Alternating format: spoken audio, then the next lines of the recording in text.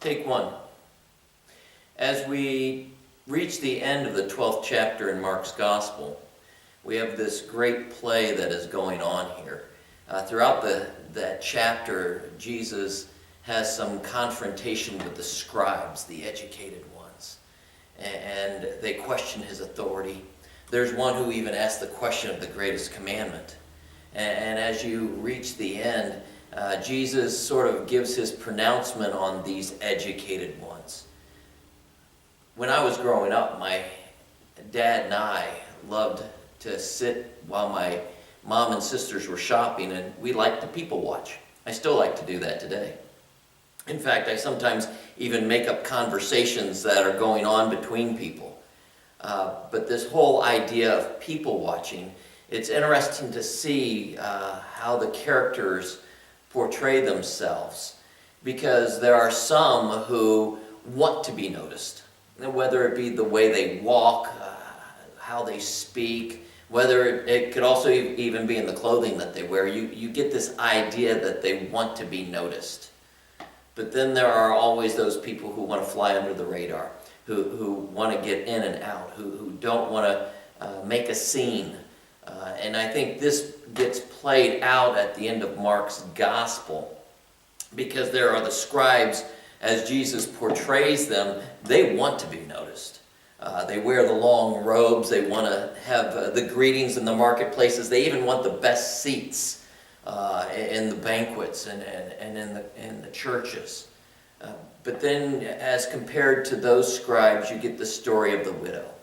And the widow was one who was basically unnoticed within society. But as we see in this text, Jesus is sitting across from the treasury box, and he observes how people are putting money within that box. Well, if you people watch within the church today, you see some of the same behaviors, people who want to be noticed and others who want to fly under the radar. But there's one thing that seems to be pretty consistent, not only in the people of faith, but also people in society. We seek some significance. In some ways, we want to be noticed in some way, shape, or form, whether we're on top of the heap or on the bottom. We want some special privileges garnered according to how we fit into the scheme of things. And so sometimes we position ourselves to be recognized or noticed. Within the church, it might be a name on a plaque. For some, it might be voicing your opinion or even your complaint. And some may even do it passively by educating, but they educate to enrich themselves.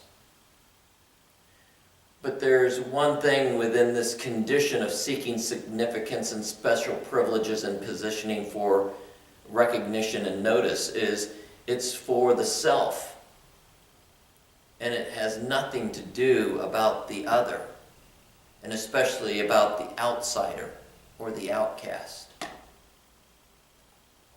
It's sad to see that as society has been shaped, so has the church. We've been shaped by the cultural messages.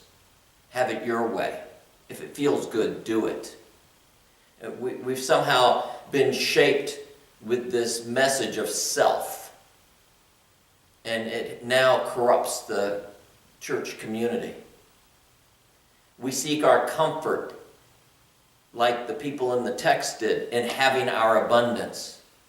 As long as we've got enough to cover ourselves, and even more so, we can feel more comfortable. And somehow we calculate the maintenance of our image.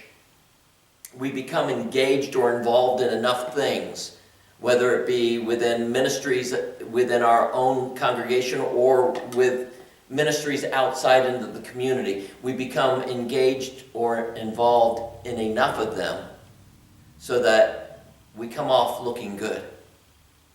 In some ways, we almost want to find the easier, cheaper way to worship, to serve, to live this life of faith. We want to find that easier and cheaper way. So it doesn't cost us as much money, as much time.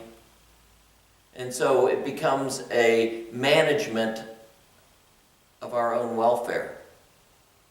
And we begin to measure our well-being by being better off. Me being better off.